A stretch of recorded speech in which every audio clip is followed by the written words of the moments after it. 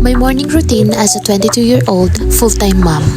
Magandang araw! Ano nga bang mga ginagawa ko tuwing umaga bilang isang ina at asawa? Sa mga time na to, hiniram si Hana ng mga in-laws ko kaya naisipan ko magsaing na. Laking ginhawa din talaga pag may mga taong laging nandyan para tulungan ka sa pag-aalaga sa mga anak mo, no? Kaya habang nandun si Hana, niready ko na yung uulamin namin para sa lunch. Umuwi kasi na lunchtime yung asawa ko para dito siya mananghalian. Kaya kaninang umaga, minarinate ko na yung mga manok para mas maging malasa.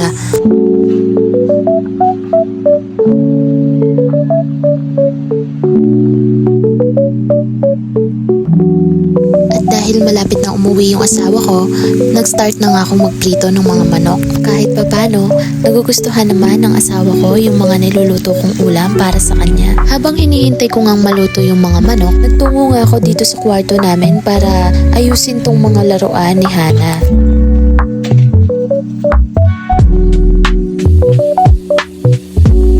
Habang hinihintay ko nga maluto yung mga manok, kinain ko muna tong binili sa akin almusal ng asawa ko. Bake mac nga pala tong binili sa akin ng asawa ko. Grabe, hindi siya tinipid sa sahog, promise. Tinignan ko nga ulit yung niluluto ko dyang manok, baka nasunog na. Yun pala, nasunog na talaga siya.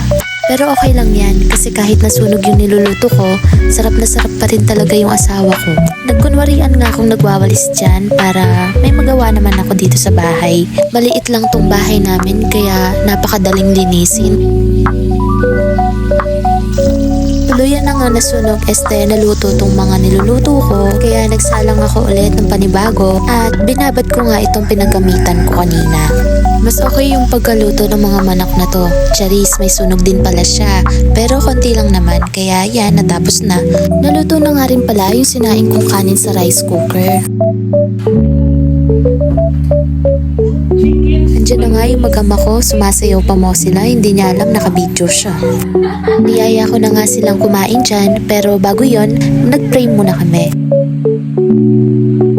Yan din talaga yung gusto ng asawa ko, yung sabay-sabay kaming manananghalian. Kaya hanggat kaya niya, umuwi siya ng lunchtime. Pero may mga time din na hindi siya nakakauwi kasi sobrang busy niya sa work. Sa mga time na to, bumalik na sa work yung asawa ko kaya kami na lang ulit dalawa ni Hana dito.